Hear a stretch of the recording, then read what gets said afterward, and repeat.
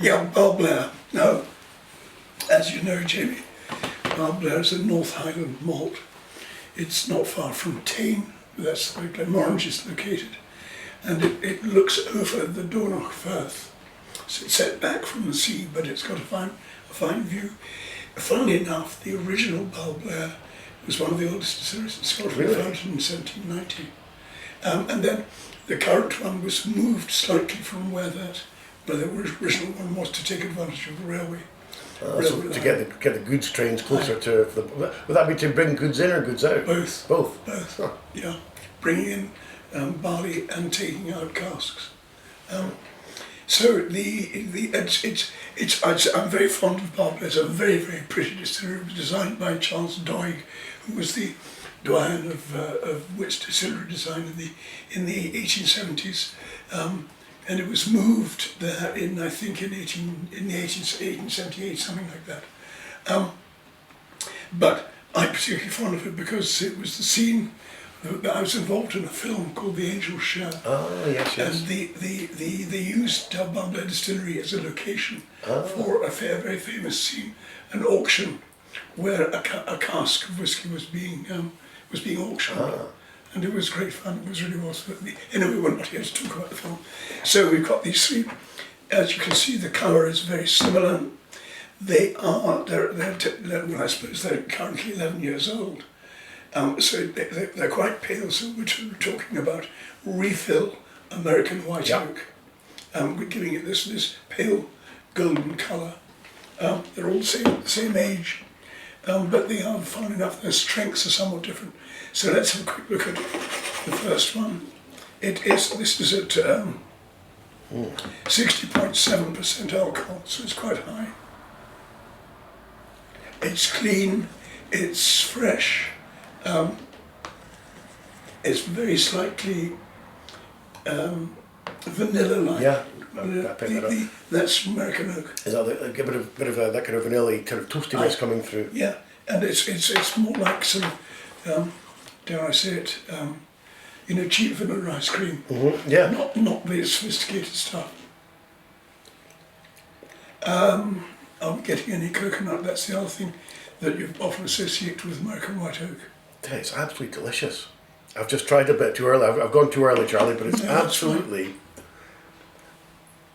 The nose for me isn't terribly special, but quite mild. It's quite mild, but the palate, it's a real starburst. Even that alcohol strength, it just hits the front and the middle of the palate with actually not just a heavy kind of alcoholic flavour. It's actually pretty decent. And I tell you what, that strength is very mild on the nose. Yes. There's no jump out. Bite. Yeah, right.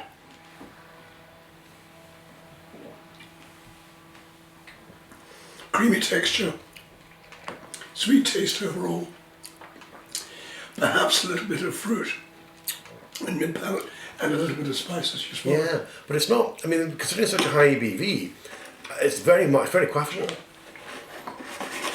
I think it would be better to leave it for a while. It'll gain more complexity and depth. But the cask's doing a decent job. Mm. Right, now then, is there any difference between this one and the second one, which is also very high strength, 62.4?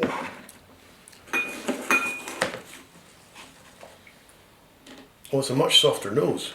You've got much more depth in the nose as well. That may be because you've already... The senses are waking. Yeah. Now I've broken my fast with whiskey. It is milder. It is mild, it's more rounded. And I'm not getting the same... There's no vanilla from there. No, exactly that. It's just, there's nothing that leaps out. No, but it's definitely if you had to close your eyes, you'd know it's whiskey and you know it's from the Highlands. Right. But I'm not, there's no there's no... Right, now tasting straight.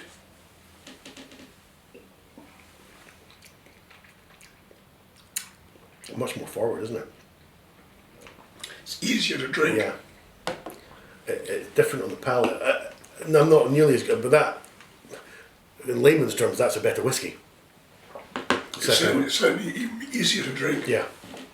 It is. Right, now then, I'm going to put some water in it first as well.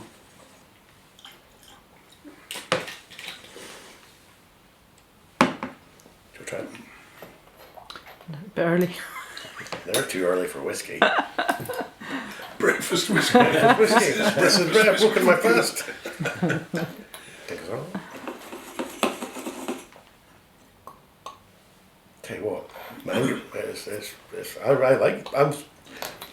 When these samples came to the house, the colour isn't terribly enticing. Exciting, no. No, but the first one I would drink. The second one I would buy, and that's or I would have a shot of that or a shot of whiskey, yeah, and nip. But there's absolutely nothing wrong with it. The cask is doing a good job. Yeah.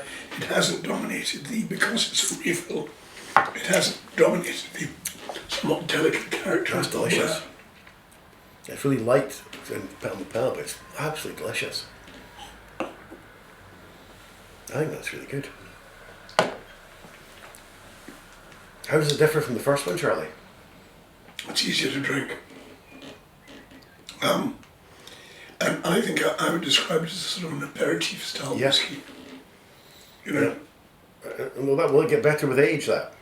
Well, I think so. I mean, yes, it will do. It'll get more and more mellow, Okay. and gain complexity, Okay. depth and complexity. So if you're in its journey from start to finish, is this from finishing being when it goes into bottle and someone drinks it, is this more than halfway, less than halfway along that, from where you'd say the ideal age would be to bottle this?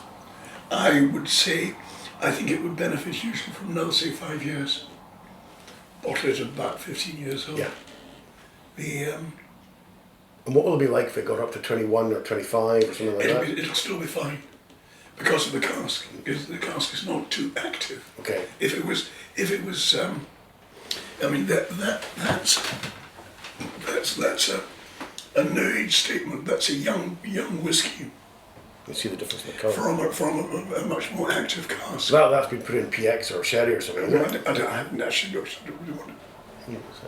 Can you see Yeah, it? it's oaks, no, it's in bourbon. So it's from Bourbon. Bourbon, yeah. But that you see will Small be first. batch. That'll be first fill, and this is refill. Now, if that were left for another 5 years, it would probably be dominated by flavours coming from the wood. So the wood rather than the liquid, isn't it? Right. And not woody flavours, but this caramel sort of vanilla, and oak and a what they call oak black tones, coconut, desiccated coconut. Right, let's have a look at the last one. Now this one is slightly less. This is down to 53.6. Same year, still 2015. Still it's 2004. So they would all been from the same Same day. Yeah, same day. That third sample, Charlie, is absolutely delicious. And that's it. There's no nip. There's no. It's very, very. No nice vanilla and coming rounded. through for me. No. Again, it's a mild nose. Yeah. And this one, that's setting up mine, getting my juices. And me. As soon as you said that, I could feel the juices in me as well. Is that the dryness of it coming through? Is that why you salivate from that? It's sort of salivation in Anticipation. God, separated at birth, obviously. All right.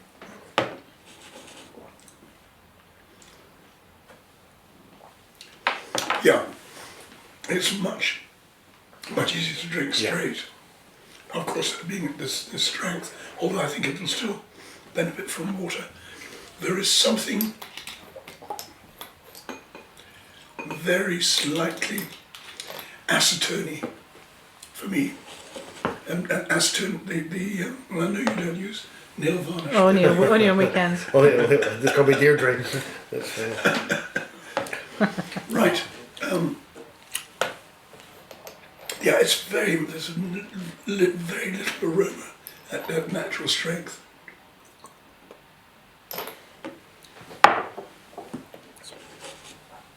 Even with a little bit of water, water's always a good thing. it brings up, tends to bring up. It also makes it much easier to hold in the mouth when you're tasting. It has raised up a little bit and it's taken off that acetone note that I was picking up earlier. My sort of, from my wine days, this one would fill the mouth. It coats the whole mouth. Mouth filling. Yeah. I'm still tasting it a good bit after as well. The length is really good. Back to the so now we've got a lovely creamy mouth filling texture. Trouble.